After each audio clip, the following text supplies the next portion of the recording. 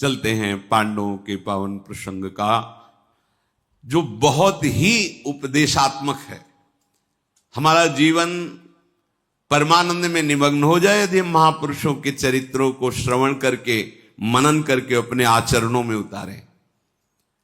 अब वैसे ही वो वनवास का कष्ट तो सही रहे हैं, जहां चक्रवर्ती सम्राट वहां वनवास का, लेकिन दुष्ट स्वभाव वालों को चैन नहीं होता। उनकी दुष्टता में उनको सुख का अनुभव होता है। ये शकुनी दुर्योधन दुशासन आदि को लगा कि चलो उपहास करते पांडवों को। जब वो मृगचर्म धारण किए हुए हैं तब हम राजसी पोशाक से उनके सामने जब नृत्य गान वाद्य, उनका हृदय जलेगा। उन्हीं के बगल में पांडाल लगाते हैं। कभी ऐसा नहीं, भक्त का उपहास मत करना, क्योंकि उनका स्वामी हर समय उन पर नजर रखता है। भक्तों का एक बल होता है केवल प्रभु। उनको प्रार्थना बाद में होती, विधान पहले प्रभु सुरक्षित कर देते हैं। प्रभु ने इनकी दुष्टता की भाव को जाना और देवराज इंद्र को सीधे प्रेरणा दी। देवराज इंद्र ने चित्रसेन गंधर्व को आदेश किया, जो सब दिव्यास्त्रों से संपन्न, जाओ द्वैत वन को आसपास से घेर लो। ये कौरव लोग हमारे प्रिय भक्त पांडवों का उपहास करने जा रहे हैं। तो आप कह सकते हैं कि द्रौपदी को जब महल से लाया जा रहा था तो प्रभु ने क्यों नहीं रोका? क्योंकि वहां प्रभु एक महा उदाहरण उपस्थित करना चाहते थे कि मेरे भक्त तो है लेकिन अन्य आश्रय है, और जब तक अन्य आश्रय तब तक मेरा अवतरण नहीं होता, मैं उसके हृदय में प्रकाशित नहीं होता। मैं उसके सामने हूं पर मेरा प्रभाव उसको समझ में तभी आएगा जब मेरे प्रभाव का आश्रय लेगा। ये सिद्धांत है पतियों का आश्रय। समाज का बड़े बड़े धर्मात्मा बैठते हैं और अपना भी जब कोई बल नहीं तब हा कृष्ण तो चीर रूप में प्रकट हो गए। सारी बीच नारी है कि नारी बीच सारी है, सारी ही की नारी है या नारी ही की सारी। सब बुद्धि खराब हो गई, किसी को समझ में नहीं आ रहा था हो क्या रहा है। हर समय भक्त भगवान की दृष्टि में रहता है, कुछ सुधार की आवश्यकता होती है इसलिए छुपे रहते हैं। नहीं, पहले ही पांडवों को पता नहीं, व्यवस्था कर दी। चित्रसेन गंधर्व के सैनिक लगे हुए।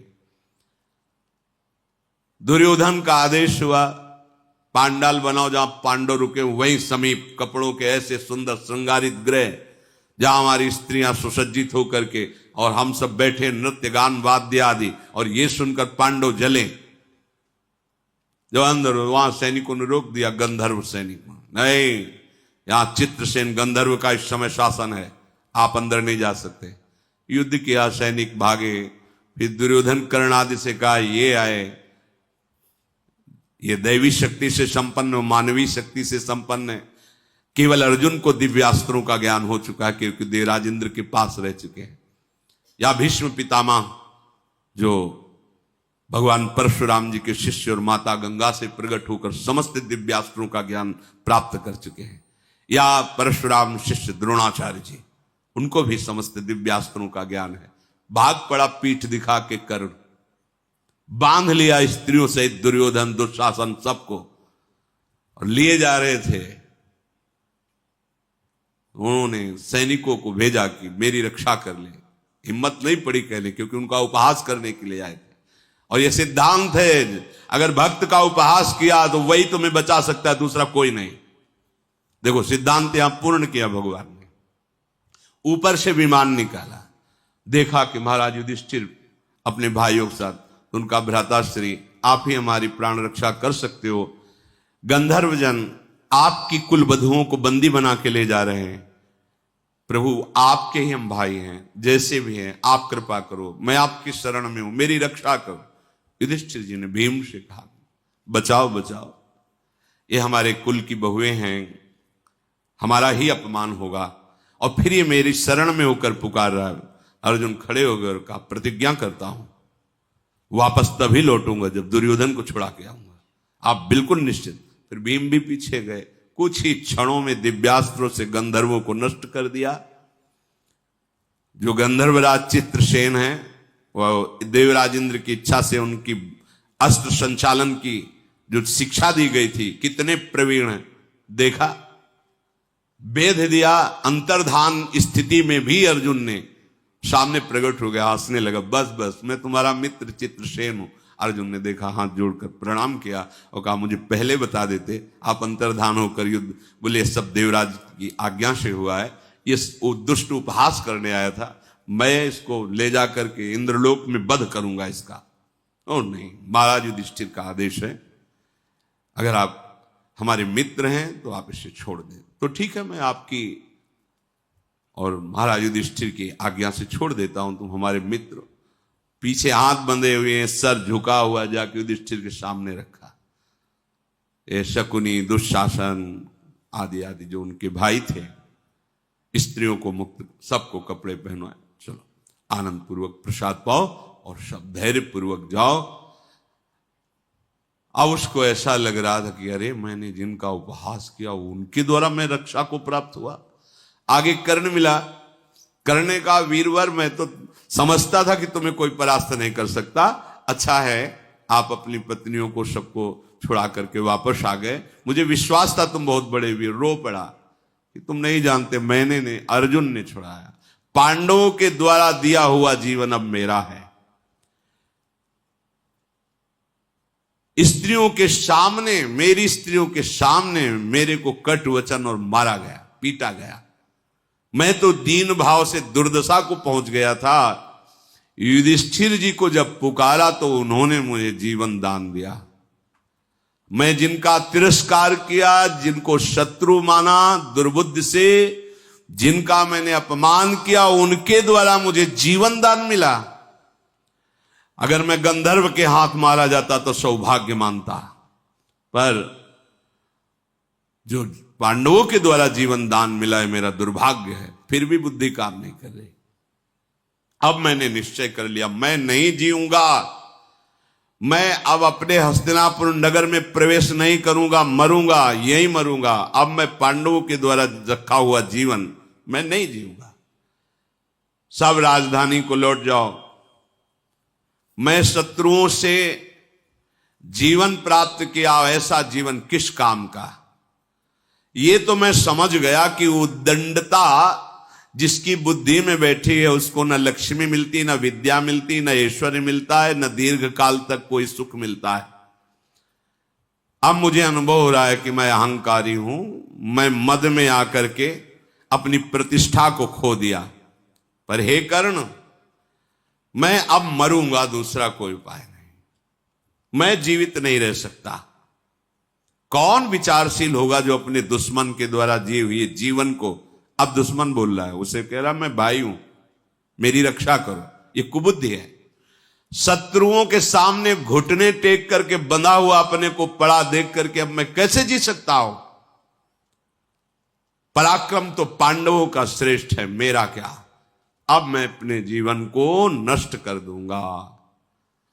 इस प्रकार प्रलाप करने लगा और कहा दुशासन मेरे समीप आओ, मैं तुम्हें युवराज पद पर अभिषिक्त करता हूं। महाराज धृतराष्ट्र के बाद तुम राजा बनना और सब भाइयों की रक्षा करना, मैं अपने प्राण त्यागता हूं।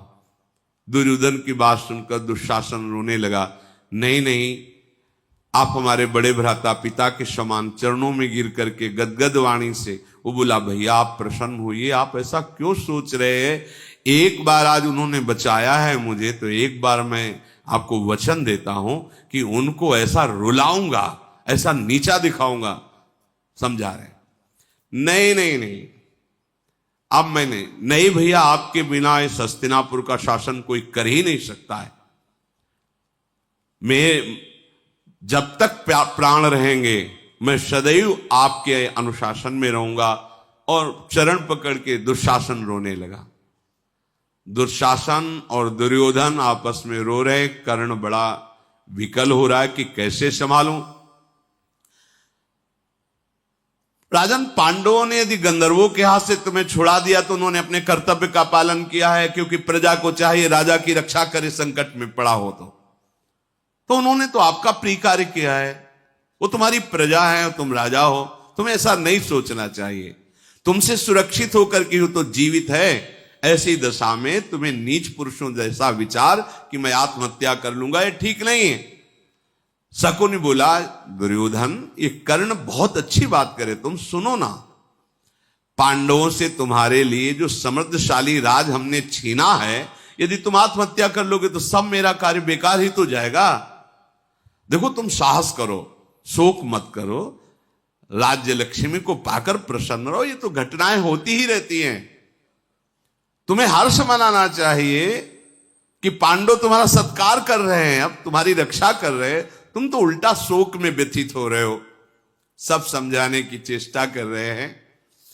दुर्योधन ने कहा, समस्त सुहृदजनों, मंत्री और कुल की बहुएं, सब हमारा निश्चय सुन लो, मैं सिर्फ मरूंगा, दूसरा कोई उपाय नहीं। आप सब छोड़कर मुझे चले जाइए, जब तक प्राण नहीं निकलेंगे कुछ खाऊंगा नहीं, पीऊंगा नहीं, बस प्राण त्याग दूंगा।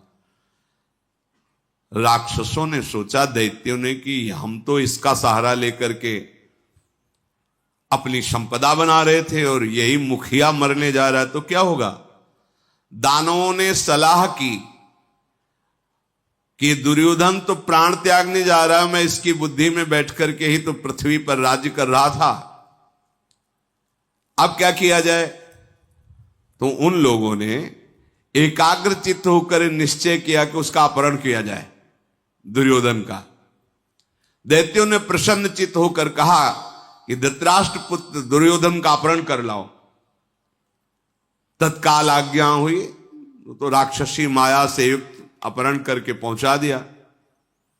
राजा दुर्योधन जो बहुत व्यथित था, देखा महाबली दैत्यों के बीच में अपने को रसातल में देखा।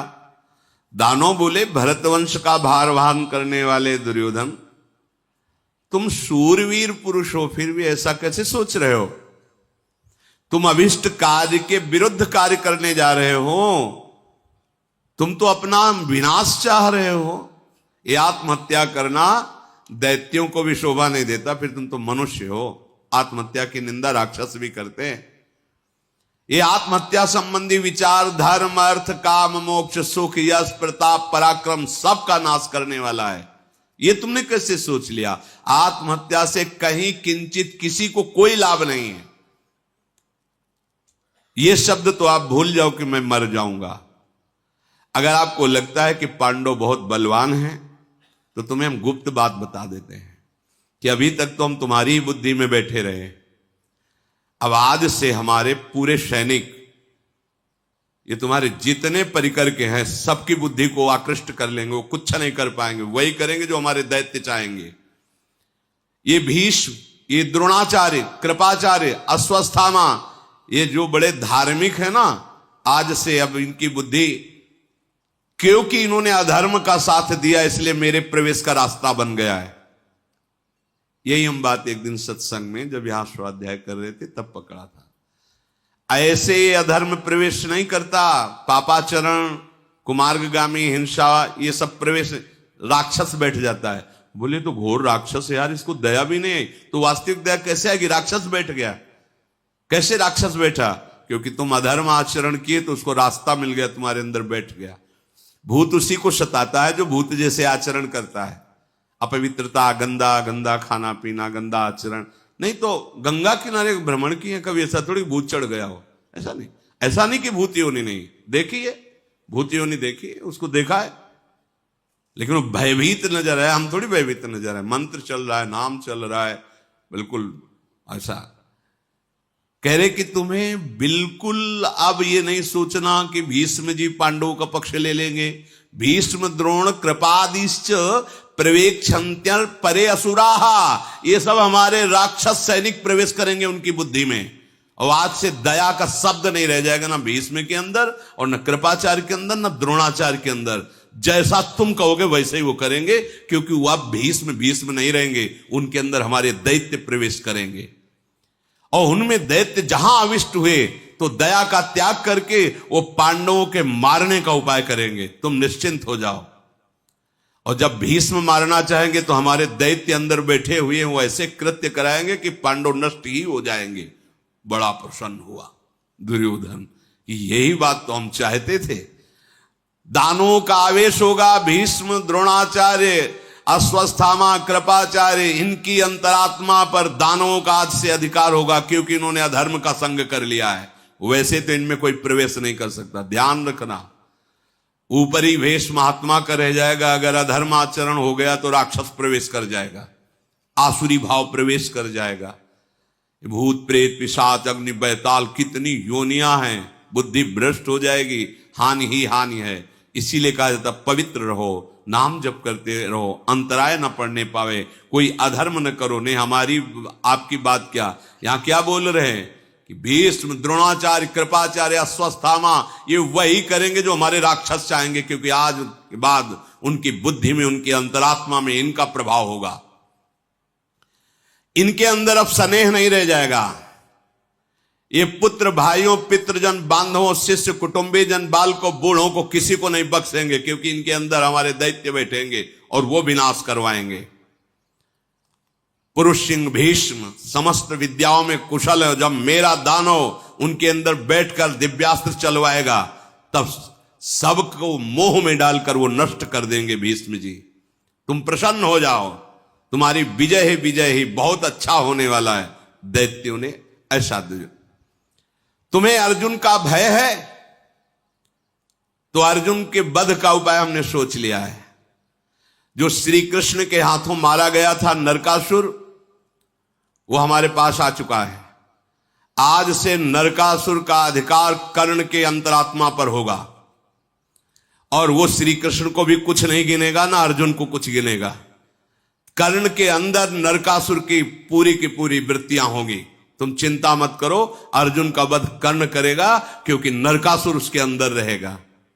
अब इनको यह पता नहीं, जब नरकासुर का वध कर दिया है प्रभु ने, तो ये क्या चीज है सामने, पर आसुरी बुद्धि बड़ा प्रसन्न हुआ। अच्छा, बोले हम पूरी व्यवस्था किए हुए हैं, नरकासुर वैर करके श्री कृष्ण और अर्जुन को युद्ध में महान कष्ट पहुंचाएगा, जो कर्ण के अंदर बैठा होगा। और तुम वैसे भी जानते हो कर्ण बड़ा योद्धा है, फिर उसके अंतर्गत जब ये दैत्य राक्षस प्रवेश करेगा तो और बलवान हो जाएगा। हम लोगों ने 1,00,000 दैत्य सेनापतियों को भेजा है, जो तुम्हारे सैनिकों के हृदय में बैठ जाएंगे, तुम्हारे परिजनों के हृदय में बैठ जाएंगे, और पांडव पक्ष का, धर्मात्माओं का विनाश करेंगे। डरो, तुम जो नहीं सोच सकते वो दैत्य कराएंगे।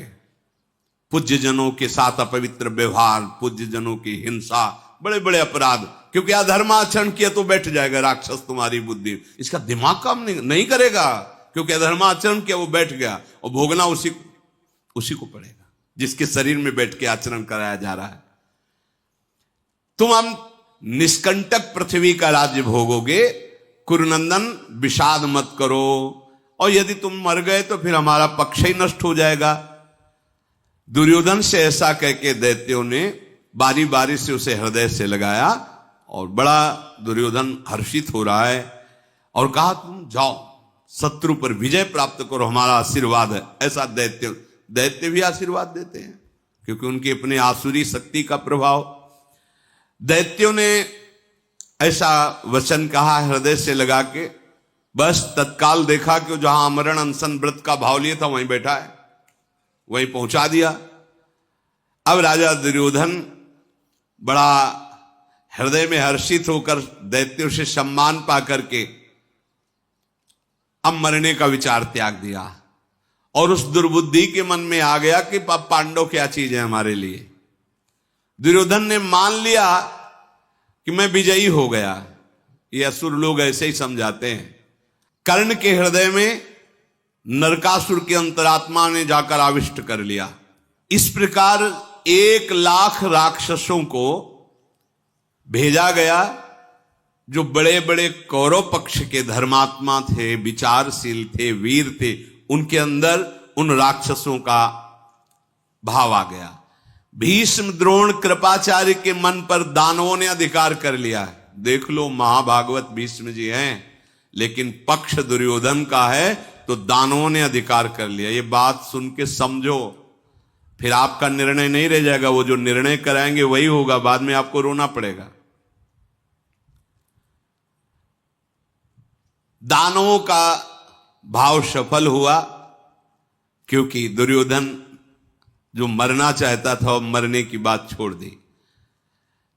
रात बीती, सूर्यपुत्र कर्ण ने आकर दुर्योधन से मुस्कुराते हुए कहा कि तुम्हें अर्जुन के पराक्रम का भय हो रहा है, तो मैं आज तुम्हारे सामने प्रतिज्ञा करता हूं कि मैं युद्ध में अर्जुन को ललकार करके मारूंगा। ये प्रतिज्ञा वो नरकासुर बोल रहा है, अंदर से बैठा हुआ है। मैं धनुष छूकर सत्य को ग्रहण करके कहता हूं कि 13वां वर्ष व्यतीत होते ही पांडवों को तुम्हारे अधीन कर दूंगा और अर्जुन का वध करूंगा, तुम निश्चिंत हो जाओ। कर्ण ने जब ऐसा कहा तो दुशासन खड़ा होकर हृदय से लगाया और कहा दुर्योधन से कि देखो, कर्ण ने कभी मिथ्या नहीं बोला, सत्यवादी है, दानशील है, अब आपको प्रसन्न हो जाना चाहिए। दुर्योधन दैत्यों की बात स्मरण करके आनंदित हो रहा है। अब चमत्कार दिखाई दे रहा है, क्योंकि सबके अंदर जैसा दैत्यों ने कहा वैसा हो रहा है। आनंद पूर्वक वो हस्तिनापुर लौट करके आया। अपनी राजधानी हस्तिनापुर में वो ये विचार कर रहा है कि अब ये दैत्य समूहों का हमें सहयोग मिल गया है तो पांडव कुछ चीज नहीं। इधर पांडव जहां द्वैत वन में रह रहे थे तो एक दिन युधिष्ठिर जी ने स्वप्न देखा। जैसे अब कोई पूछता है क्या स्वप्न सत्य होता है क्या, तो जो पवित्र हृदय वाले होते हैं, अब जिनके प्रपंच ही चल रहा है बात अलग है, पवित्र हृदयों में आगामी सूचना स्वप्न में हो जाती है। तो एक दिन महाराज युधिष्ठिर ने स्वप्न में देखा कि द्वैत वन के जो पशु हैं, जिनका हिंसक स्वभाव है, भीमादि के द्वारा उनका वध हुआ था, तो थोड़े पशु उनके स्वप्न में दिखाए, वो कांप करके हाथ जोड़ करके युधिष्ठिर से प्रार्थना कर रहे थे। युधिष्ठिर जी, इनका आप लोग कौन हैं, आप ऐसे कांप क्यों रहे, भयभीत क्यों हैं?